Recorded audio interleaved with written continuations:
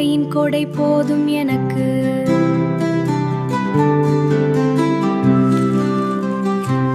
ஊர் மக்கள் ஏழை கதிர் தன்னைத்தானே பெரிய பணக்காரன்னு சொல்லிக்கிறான்.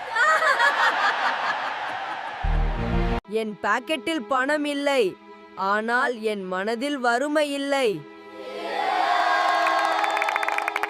Welcome sir. It's an honor to have you here. Thank you so much for coming. இவ்வளவு ஏழ்மையில நீ வாழ்ற? வாருங்கள் வாருங்கள், உள்ளே வாருங்கள்.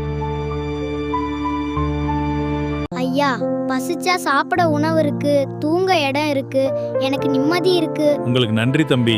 இந்த கிராமத்துல நிம்மதி இருக்கு. என்னிடம் கோடிக்கணக்கில் பணம் இருந்தும் இந்த நிம்மதி இல்லையே.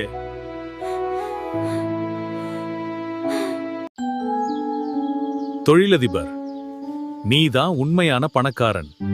கதிர், திருப்தியான மனமே மிகப்பெரிய செல்வம்.